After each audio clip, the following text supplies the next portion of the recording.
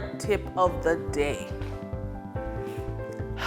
When life crumbles, your home, your job, marriage, or savings, your first instinct might be to hide from the numbers. Don't.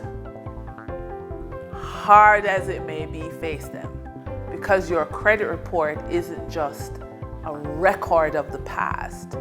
It's your blueprint for a comeback. That single document holds the key to rebuilding trust with lenders, regaining financial footing, and re-establishing stability. Every line tells a story, some of mistakes, others of opportunity.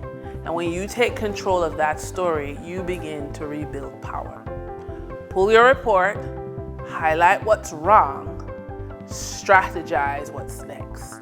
From disputing errors to negotiating payoffs, every action you take strengthens your foundation.